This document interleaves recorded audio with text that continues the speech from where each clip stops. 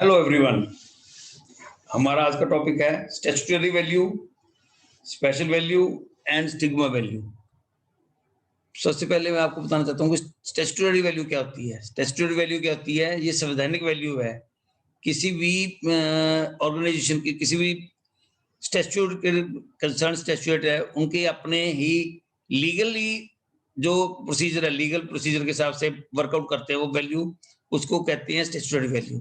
अब जैसे wealth tax act के हिसाब से शेड्यूल 3, वेल्थ टैक्स एक्ट के शेड्यूल 3 के हिसाब से वेल्थ टैक्स अगर कैलकुलेट करना हो तो वो विलिंग बायर या विलिंग सेलर के रेट को कंसीडर नहीं कर रहे। वो उनका अपना लीगल प्रोविजन है, क्या प्रोसीजर है, वो अपना प्रोसीजर के हिसाब से वैल्यू कर उसकी करते हैं।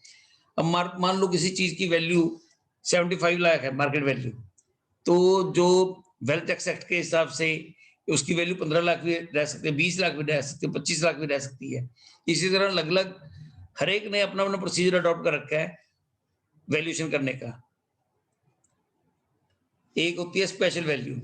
स्पेशल वैल्यू को हम पर्सनल वैल्यू भी कहते हैं, क्योंकि ये पर्टिकुलर बायर या सेलर की वैल्यू है। इसमें इसमें ये नहीं है कि मार्केट वैल्यू क्या है, ये मार्केट वैल्यू से कम भी हो सकती है, अधिक भी हो सकती है। लेकिन इसका वैसे नॉर्मल कोर्स में स्पेशल वैल्यू उसके लिए, जिस जो बायर है या सेलर है उसके लिए ज्यादा है। वो सेलर सोचता है मैं वैल्यू इसकी ज्यादा कोट करूंगा। जो बायर है, बायर सोचता है मैं, अगर मान लो मैंने कोई चीज लेनी है, मेरे लिए कोई स्पेशल प्रॉपर्टी है, तो मैं उसका रेट ज्यादा भी देके चीज ले सकता हूँ। तो मैंने कोई मकान खरीदना है, तो मैं देखूंगा कि ये अगर मेरे वर्क स्टेशन के साथ में है, जहां पर मैं काम करने जा रहा हूँ, मेरी इंडस्ट्रीज के साथ में है, मेरे ऑफिस के साथ में है, तो मैं उसका उसके मकान के पैसे जो ज्यादा भी पे कर दूंगा। मान लो मेरे को लगे कि मेरे बेटे का स्कूल, मेरे बच्चों का स्कूल, मेरे बच्चों का कॉलेज, कोई इंस्टीट्यूट, उसके आसपास अच्छे अच्छे हॉस्पिटल्स हैं, अच्छे लोकेलिटी वाइज भी मैं सोच लेता हूँ कि ये यहाँ पर मेरे को अच्छा लग रहा है मेरे पर्सनल यूजेस के लिए, तो मैं उसको उसका रेट ज्यादा भी दे दूंगा। वो वैल्यू मेरे लिए है, ना कि मार्केट वैल्यू है। अब मान लो मैं कोई कोई भी बंदा किसी मकान में रह रहा है किराए पे, उसने मकान, वही मकान खरीदना है, तो वो कंपेयर टू दूसरे बंदे के उसका रेट ज्यादा भी दे सकता है। मान लो एक इंडस्ट्रियलिस्ट है, एक इंडस्ट्रियलिस्ट ने उसको बिल्कुल एडजॉइनिंग प्लॉट खाली पड़ा है।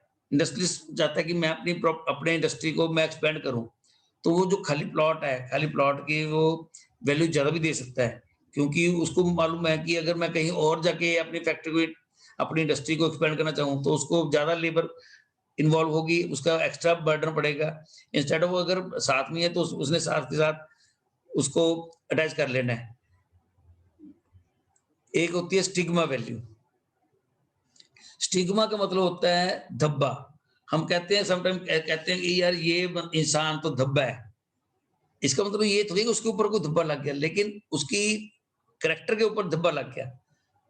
इसी तरह प्रॉपर्टी के ऊपर कोई ना कोई धब्बा लग जाता है। ये जो ऐसी वैल्यू, ऐसी प्रॉपर्टीज होती हैं, उसकी वैल्यूज कोई ये नहीं होता कि मार्केट के हिसाब से चलेगी, क्योंकि उसमें जो प्रॉपर्टी है, प्रॉपर्टी को लेने के लिए इच्छुक जो बायर्स हैं वो कम होते हैं।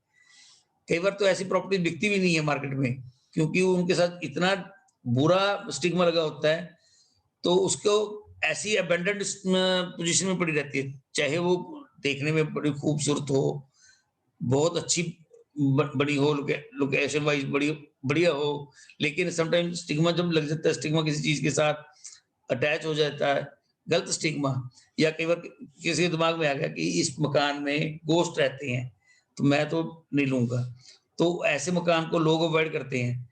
कई बार कई बार लोग, सेलर जोर डाल के या वैसे बायर सोच लेते चलो ठीक है कोई बात नहीं ले लेते हैं, उसकी पोजीशन कम होती है, तो वो उसका रेट मार्केट रेट से वो कम लेगा। कई बार क्या होता है, किसी प्रॉपर्टी पे किसी पॉपुलर पर्सनैलिटी का मर्डर हो गया, तो उस वो वहां पर स्टिग्मा लग गया यार, ये जो एरिया है, एरिया गलत है, इस प्रॉपर्टी में मर्डर हो चुका, तो लोग समटाइम्स इस चीज को गलत निगाह से देखते हैं कि ये प्रॉपर्टी सही नहीं है। जिस प्रॉपर्टी पे इस तरह का हो चुका काम, वो प्रॉपर्टी हमारे लिए सही नहीं है, हमारे हमारे को भी कल को प्रॉब्लम क्रिएट कर सकती है ये प्रॉपर्टी। इसी तरह किसी प्रॉपर्टी पे लोग कि यहाँ पर क्रीमेशन ग्राउंड थी, यहाँ पर ब्यूरल प्लेस थी, यहाँ पर दफनाते थे लोग, तो ऐसी जगह पे भी लोग नहीं प्लॉट को खरीदते, अवॉइड करते हैं। जब खरीदना है, कोई खरीदेगा भी, चलो मान लो, तो उसकी कोशिश टेंडेंसी होगी कि उसका रेट कम दे, वो मार्केट रेट के हिसाब से नहीं रेट देगा।